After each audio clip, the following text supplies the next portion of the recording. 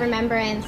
As I think everyone here knows, we're here today to honor the lives of the people that were killed by the nuclear attacks on Nagasaki 75 years ago today. I want to start taking a moment of silence for all of the lives that were lost, the mothers that were holding a child, the families that were preparing dinner together. Let's take a minute.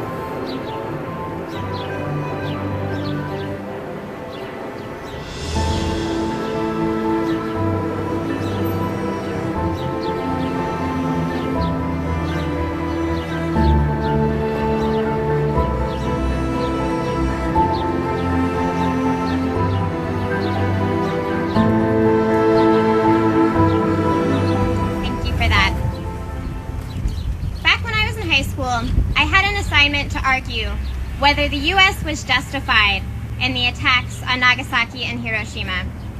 I struggled with this assignment. I saw no reason whatsoever to justify this horrific act. How could anyone ever justify it?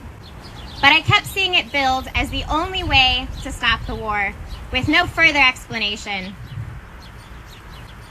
We are so committed to destruction over peace and diplomacy and the devaluing of human life that even those with the best intentions perpetuate the narrative that this is the only way. I don't want to live in a world where the annihilation of hundreds of thousands of people is seen as a viable solution.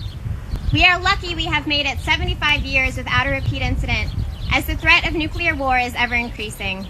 We must cry out, never again, abolish nuclear weapons now.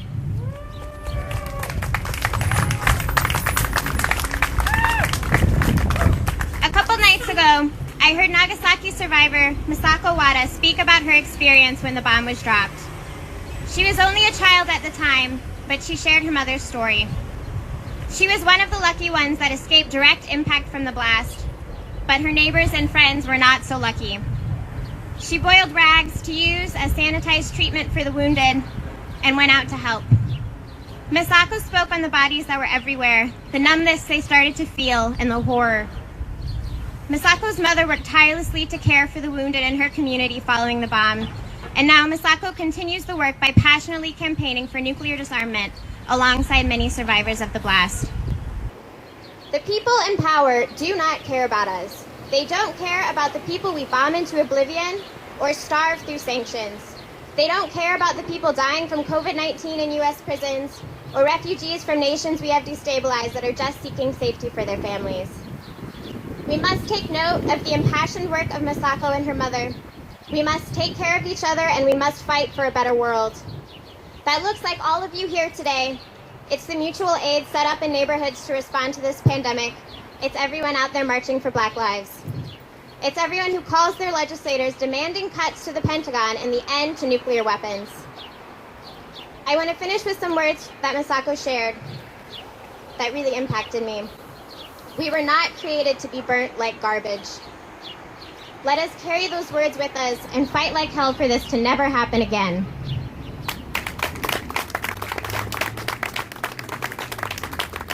I'd like to welcome Ed McManus from the Fellowship of Reconciliation. Ed and his wife Ellen led a delegation to Japan for the 60th anniversary 15 years ago. So Ed will share with us that experience.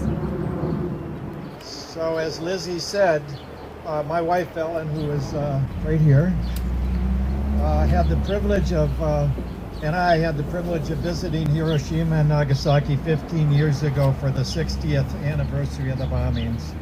We led a delegation of members of the Fellowship of Reconciliation in a visit to both cities, and the fellowship collected thousands of signatures on petitions urging the Japanese government to not repeal Article 9 of its constitution, which was adopted in 1947, which outlaws war as a way of settling disputes. we presented the petitions to the Prime Minister and to the mayors of Hiroshima and Nagasaki. And the mayor of Hiroshima gave us this painting, which we have hanging in our living room. And I told Ellen that I wanted her to stand here for half an hour and hold that up, and she thought I was just kidding. The painting depicts the Gimbako Dome, which is the only building left standing near the hypocenter of the bomb's explosion. It's still there after all these years. We had the opportunity to meet with several Habakasha, which is the name for the survivors of the bombings. They're now very elderly. Well, that was 15 years ago. I guess they're really elderly now. And hear them relate their memories of the tragedy. We came away committed to working to eliminate nuclear weapons, and I want to thank all of you for volunteering for this demonstration. It is a great way to influence public opinion on this very important issue. We must not give up. Thank you.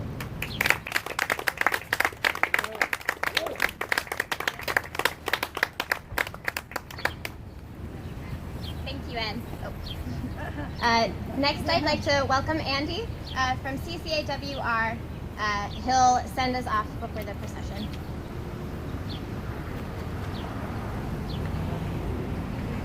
Thank you, Lizzie.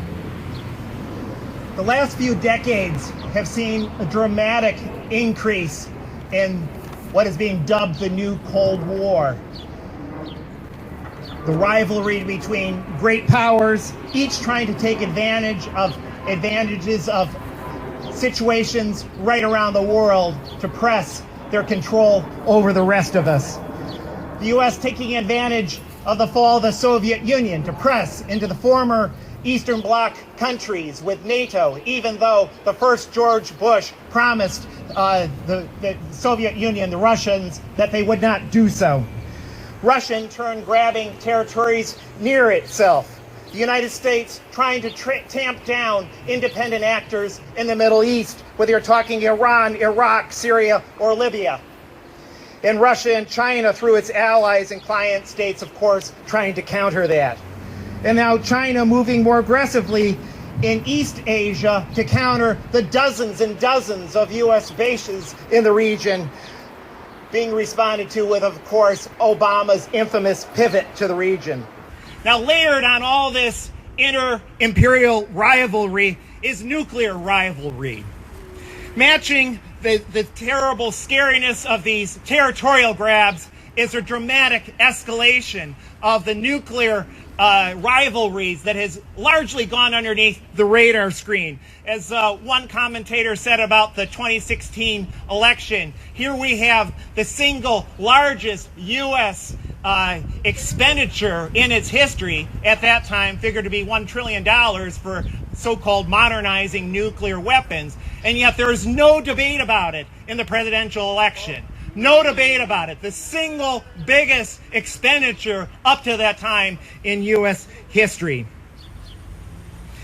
Now, part of the way that this dramatic rivalry has been expressed has been the utter shredding of the various nuclear treaties that have come down the pike. The only remaining nuclear treaty that I have been able to locate is the New START treaty signed by President Obama, which was in turn watered down by him and by, of course, President Trump, and is set to expire next February. The other treaties, such as the one with Russia regulating medium ballistic weapons, and the one with Iran and the United States, of course, formally backed out of, or in the case of the 1968 Nuclear Non-Proliferation Treaty, made a mockery of right from the get-go. In 1968, the U.S. and the other nuclear powers insisted on the rest of the world remaining non-nuclear while they would undertake, quote, complete disarmament under strict and effective international control. Now, if that isn't a thigh slapper, I don't know what is. In 2009, Obama pledged to work for, quote, a world without nuclear weapons, and then turned around and allowed Israel to help it veto a UN proposal for a non-nuclear Middle East. Now, so when President Obama signed the latest treaty, the New START treaty, he again watered it down to the point of becoming meaningless. It started out as a $1 trillion so-called modernization of the nuclear weaponry, and has now grown to be a $2 or perhaps even $3 trillion expenditure. So we got the rest of the world got a piece of paper in the form of a damn treaty, and the military-industrial complex got a $3 trillion subsidy. And we've seen this over and over again with treaties.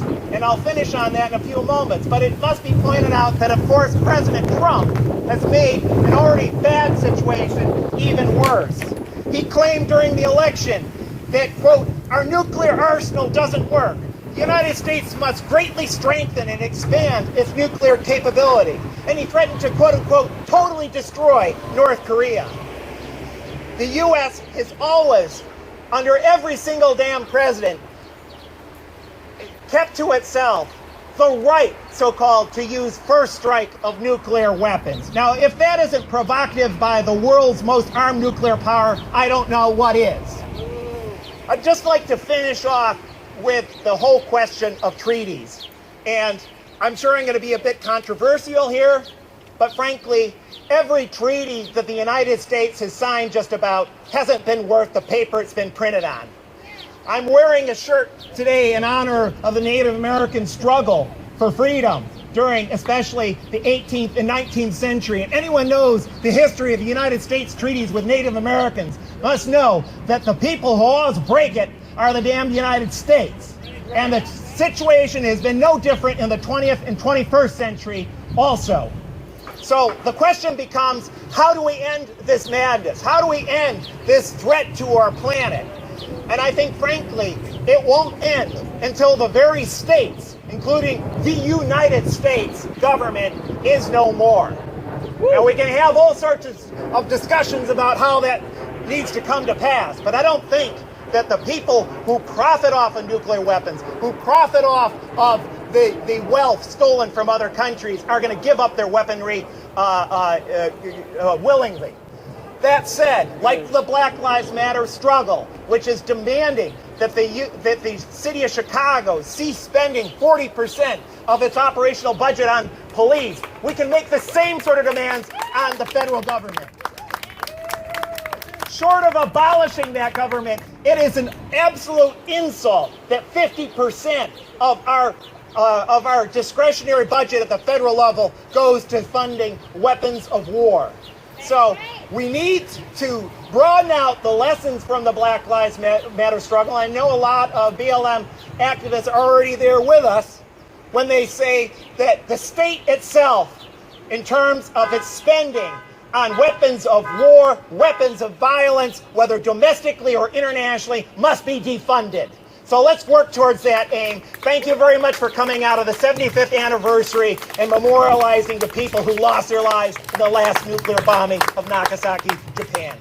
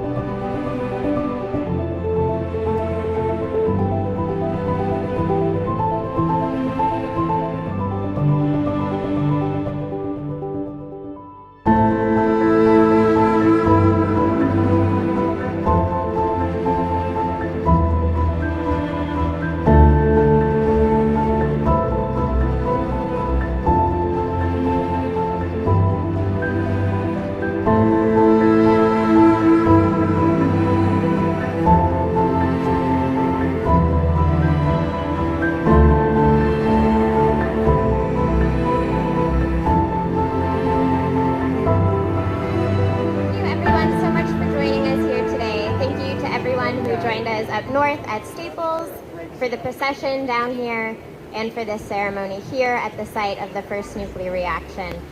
Today is an important day of remembrance, as I said earlier, for the hundreds of thousands of people that were killed after the bombing of Nagasaki. And today is the 75th anniversary of that bomb.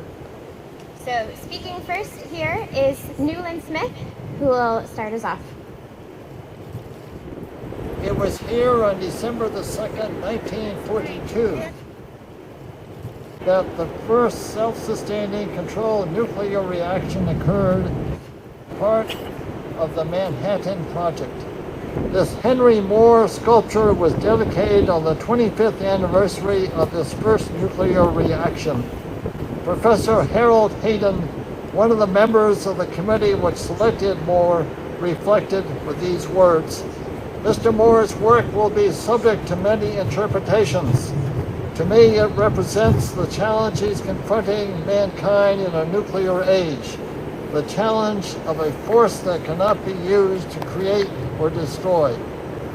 Dr. Bernard Iddings Bell, who was to become the Episcopal chaplain at the University of Chicago, did not mince words in a sermon he gave on August the 9th, 1945, at Trinity Church, New York, and I quote, "It is doubtful if Christian missions in the Orient, at least under American auspices, can matter ever again.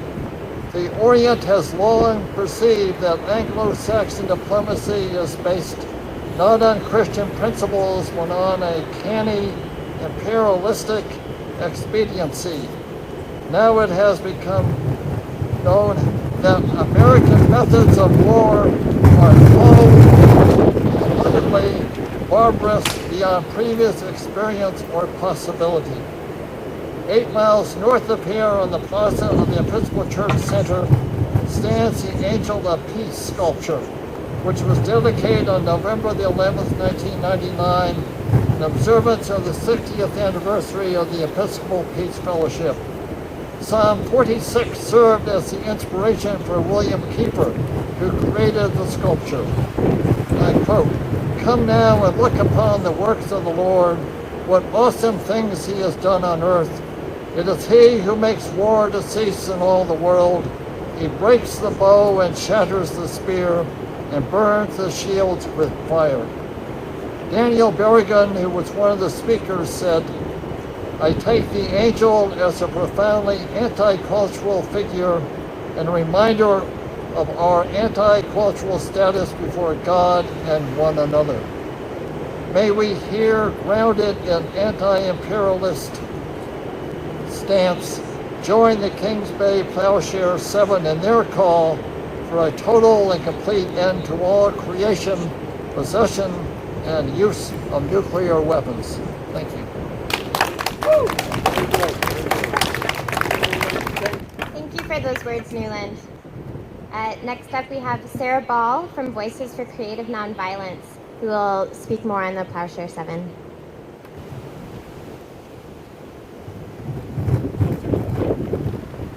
On April 4th, 2018, the 50th anniversary of Dr. Martin Luther King Jr.'s assassination, 7 Catholic Plowshares activists entered the Kings Bay Naval Submarine Base outside of St. Mary's, Georgia, carrying baby bottles of their own blood, hammers, crime scene tape, and banners to conduct a symbolic nonviolent action. Their names are Carmen Trotta, Steve Kelly, Claire Grady, Martha Hennessy, granddaughter of Dorothy Day, Patrick O'Neill, Mark Colville, and Elizabeth McAllister, widow of Phil Berrigan. This is the latest in hundreds of similar action which began in 1980. They were found guilty of all charges on October 24th of last year. Expert witnesses, including Daniel Ellsberg, were not allowed to speak before the jury, who got to hear none of the arguments based on theology and international law. Liz McAllister was recently sentenced to time served plus 3 years supervised probation. The other 6 have a continuance for sentencing, which is now on September 3rd and 4th. They are currently trying to get permission to stay at home rather than in jail, which during COVID, as we all know, is one of the most dangerous places to be. You can help by going to the Kings Bay Plowshares website at kingsbayplowshares7.org, that's plow, P-L-O-W, and clicking on Letters to Judge Wood. I was thrilled to be present at the Savannah to Kings Bay 100-mile walk through Georgia last year. which drew attention to the threat of omnicide and the fates of the Plowshares 7. Some of us from the north were a little nervous about going down to the deep south, but we were very pleased to find that many in the population were with us against nuclear weapons. So just know that there are people across the country whose voices have, for the most part, gone unheard. I was also present at one of the preliminary hearings where I got to listen to each of the Plowshares make their statements, and some of the expert witnesses who were not allowed to speak to the trial give their testimony about the crimes of holding and using nuclear weapons. These two events have been important markers in my life. For the first time, I saw activists calmly and with confidence telling law and government to their face what right and wrong were. They overturned the courtroom. Please support them by going to the kingsbayplowshares7.org website. All right. Yes. Yes. Thank you, Sarah. We do need to stand in solidarity with those of us who are engaging in nonviolent acts to ensure a better world. Next up is Tina Stevenson, who had a relative in Japan at the time of the bombings. She'll speak about her stepmother's experience. Hi, I'm Tina from Evanston Documentary Film Group and Refuse Fascism. Hiroshima has about the same number of people as the city of Providence, Rhode Island, or Dallas, Texas. Imagine if an atomic bomb was dropped on those cities. It was very deceptive because it was only one airplane and it was only one bomb, which made the warning systems ring all clear, because bombing was usually carried out by many airplanes. For Nagasaki, one of the people on board the plane reported it like this, quote, "The bomb burst with a blinding flash and a huge column of black smoke, luminous with red flashing flame that reached 4,000 feet in less than 8 minutes. Below, through the clouds, we could see the pale of black smoke ringed with fire that covered what had been the industrial area of Nagasaki, completely demolished. Instantly, people were burning alive, vaporizing tens of thousands. Firestorms engulfed the city. Shock waves and winds over 1,000 miles an hour came next, shattering bodies and buildings, hurling men, women, and children through the air. Nearly all structures were destroyed over a mile from ground zero in both Nagasaki and Hiroshima. My stepmother was a teenager, the daughter of Japanese immigrants who had been deported back to Japan, along with her family, after living years in the greater metropolitan area of New York. She and her brother were born in the U.S., and they were U.S. citizens, but her parents were Japanese nationals who were placed in a U.S. concentration camp and then deported. Her father worked for a Japanese freight shipping company, the Yamashita Maru. When she arrived with her family back in Japan, she was lucky enough to live up in the mountains around Tokyo. And so she escaped some of the heaviest bombings rained down on Tokyo, as well as the atomic blast. Although her mother's family was originally from Nagasaki, there was only one family member still living there. Still, my mother and her family living up in the mountains were on the edge of starvation, subsisting on grass and sardines. They heard about the most terrible event that killed countless people in Hiroshima and flattened the city. No one knew what happened or what it was. which made it all the more terrifying. The Japanese newspapers were filled with horrific pictures of the bombing and the completely demolished cities. In the early 60s, when I was a college student, Japanese survivors called the Hibukisha were touring the United States to promote the understanding of the horrors of the war. I helped to organize programs at Purdue University. Most vivid in my memory was the description of a Buddhist priest who had been away when the bomb dropped, and he returned to find his brother, which he never did find. He told how hundreds of people came to his temple grounds seeking help, bleeding, skin peeling off, all sorts of horrific injuries, crying out for help, their hands outstretched. He went around offering water. He witnessed so many dying in horrible pain, but wasn't able to help many in any significant way. Dropping those two atomic bombs is a crime against humanity, which the U.S. justified by saying, quote, "it saved American lives," unquote, and it shortened the war. Not only is that a sickening equation, that American lives are worth more than other people's lives, but it's also a lie.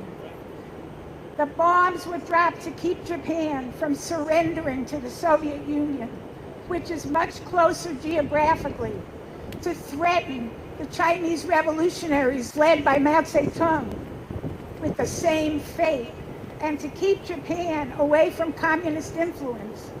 But even more, it was a statement to the whole world that the 20th century would be dominated by the geopolitical interests of the United States imperialists. Yet, there is hope right now, with tens of thousands of people that have taken to the streets.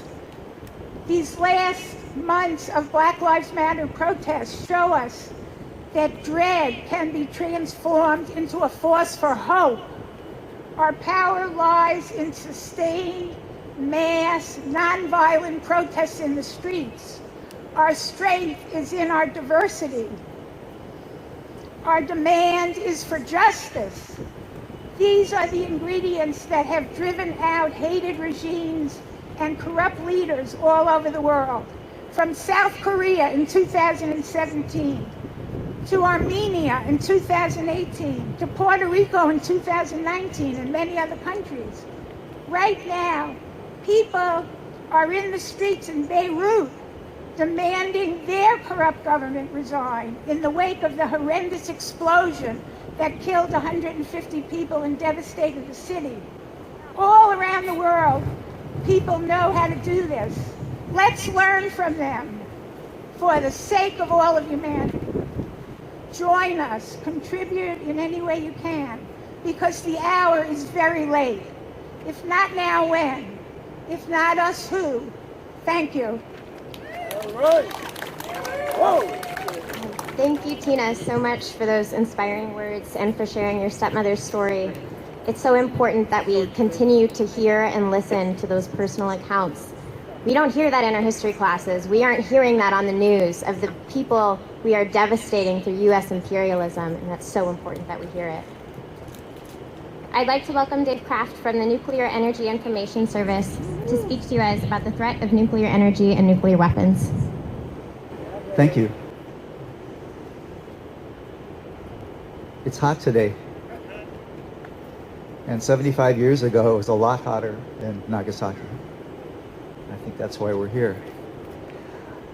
As you heard, my name is Dave Kraft. I'm Director of Nuclear Energy Information Service. We're a 39-year-old organization in Logan Square. And we formed to inform people about the dangers of nuclear power. Now, governments that want to manipulate people rely on that old adage of keeping us like mushrooms. They treat us like mushrooms. They keep us in the dark, and they feed us bullshit.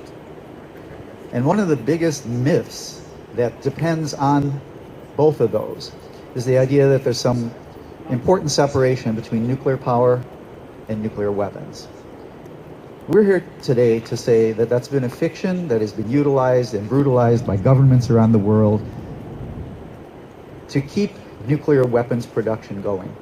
Because when you look at both of them, they use the same physics, they use the same materials, uranium, sometimes plutonium. They use sometimes the same people. They use the same institutions and Department of Energy laboratories. In fact, since the Department of Energy was formed, roughly 2/3 of all the money spent in the Department of Energy was for nuclear weapons and nuclear power. Everything else, efficiency, renewables, got the rest.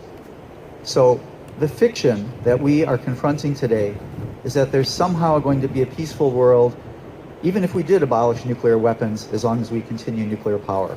And that is simply not true. Now, because it's hot today, I'm just going to end with a memory. And some of you, I see there's enough gray and silver hair here today that some of you might even remember this.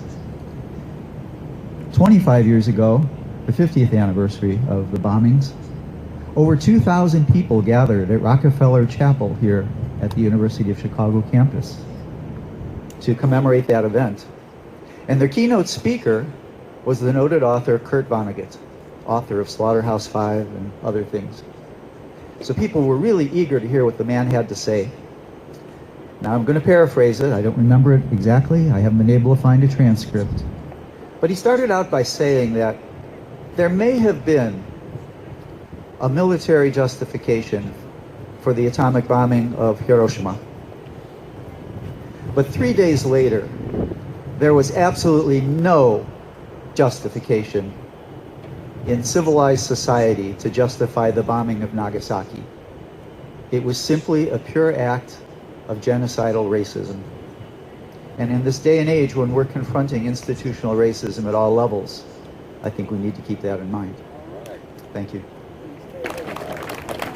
Thank you, David. I'd like to welcome Sean Reynolds, who will speak on Daniel Ellsberg's book, The Doomsday Machine, Confessions of a Nuclear War Planner. Some say the world will end in fire, some say in ice. Well, as we now know, it's both.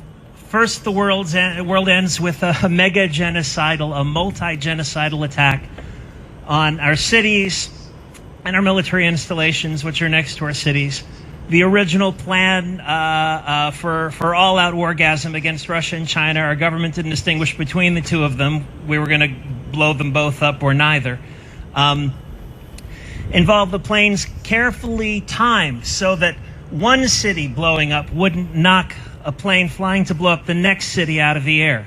It was madness, and our planners also didn't realize, we didn't realize until the 80s, that just a limited nuclear strike would send enough smoke into the stratosphere where nothing rains out, that it would blanket the earth and we would have a decade with no crops. And with no crops, that's the northern hemisphere that got the fallout, and it would be the southern hemisphere. New Zealand has passed a law recently telling our 1% they have to stop buying up land there. But they won't escape it either, because after we've eaten what's on the shelves and the cows and the cats and the dogs and the rats and each other, then it's over. That's it.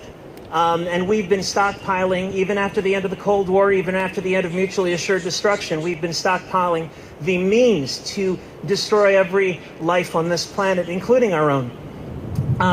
Daniel Ellsberg is known for his work exposing the Pentagon Papers, but he recently revealed in his book, The Doomsday Machine, which I urge you all to read, that his main goal the entire time was to release a much larger trove of documents he had copied as an architect of our nuclear weapons program. And that was lost in a tropical storm in a landfill cave-in where they were hiding it from the FBI and from Nixon. So he didn't go to jail and for life. And the species is a lot more certain to die, is a lot more likely to die. The planet, the nuclear, as has been pointed out, the nuclear clock of the Bulletin of Atomic Scientists has never been this close to midnight. It is counted in seconds for the first time, 100 seconds to midnight. The threat of climate change producing promising increasing global insecurity as the resources humans need to have societies run out. A global fascist backlash. We can differ on what constitutes fascism, but clearly we're headed in that direction. In part, it's a backlash to neoliberal policies. The 1-2 punch of the liberals and conservatives in power, neither of whom seem to give a flying for the working class. Oh, there's supposed to be an applause there. Sorry, I use profanity. The terrifying lies about Iran and China being told by the Republican administration and believed by their base. The terrifying, deranged, demagogic proto-fascist lies about Russia being told by the Democratic Party and being easily believed by their base. And the fact that I'm not here is proven by what I just said, because what I just said proves that I'm a Russian bot or Putin in a fat suit. We are heading back into a new Cold War. General Lee Butler, head of Strategic Command at the end of the old Cold War, said that we have so far survived the nuclear age by a combination of skill, luck, and divine intervention, and I believe divine intervention in the largest proportion. We almost didn't make it last time, but now we have hypersonic nuclear missiles, a program inaugurated not by Trump but by Barack Obama, which Trump unselfconsciously applauds. And we have many hypersonic missiles. That means a hair trigger response even much faster than in the last time we nearly died multiple times. So what do I have to say? One of Ellsberg's main points, and he argues very persuasively, is that no U.S. president in the nuclear age has failed to use nuclear weapons. If a mugger pulls a gun on you in an alley and doesn't fire, that's win-win for him. He gets the money. He did use a gun, and every presidential administration, Ellsberg convincingly argues, has used the threat of a first strike on a non-nuclear nation to achieve policy goals.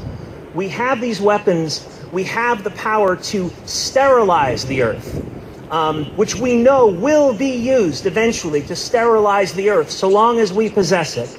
We have that power because it makes us rich. We have a gun to the head of the world, and unless there is a massive, unprecedented democracy movement in this country, mobilizing a lot of Biden's base, if he has one, and a lot of Trump's base, and uniting our neighbors for a revitalized cause of democracy, then that's how we end, folks. That clock is going to tick closer and closer to midnight. We may have a few reprieves, but we didn't make any use of the last one. This is the way the world ends. This is the way the world ends. This is the way the world ends. First with a whimper, and then with a bang. And we might not be able to avert the bang. History doesn't go on forever. Climate change is real. We're probably stuck on this planet. But we have a choice not to live with the whimper now. And we can unite to make our neighbors and our country people and everyone we meet aware of the meaning of their life as regards democratic involvement, as regards the fate of this species, climate change, and the nukes. So that when it all goes wrong, if it goes wrong in our lifetime, at least they'll understand why. And so maybe it won't happen in our lifetime. Thank you. Thank you, Sean. I'd like to welcome Marsha Bernstein. She is going to speak on the Back from the Brink campaign, and she'll be our final speaker today. Thank you, everybody, for coming today. We had a great turnout, so I just want to say that. Back from the Brink. So the city of Evanston is actually the first city in the state of Illinois who has passed a Back from the Brink resolution. And we are working to try and have that happen in Chicago. The pandemic has kind of messed up a lot of organizing plans for a lot of groups. But there are 5 basic tenets of the Back from the Brink campaign. The first is to renounce the option of using nuclear weapons first, ending the sole unchecked authority of any president to launch a nuclear attack, taking all U.S. nuclear weapons off hair trigger, canceling the plans to modernize the arsenal with enhanced weaponry, and actively pursuing a verifiable agreement among all nuclear-armed states to eliminate their nuclear arsenals. And that includes the states who admit they have nuclear weapons, as well as the states who keep denying that they have any nuclear weapons. Precisely, like Israel. So, as has been so eloquently stated by the folks before me, there is no coming back from the use of a single nuclear weapon these days. It doesn't matter where it goes off. There isn't really such a thing as a small nuke, because the devastation to the planet would be catastrophic and planet-ending, no matter how you want to slice it. So all we can really do is work as hard as we can to get rid of them all, have them all be destroyed and decommissioned.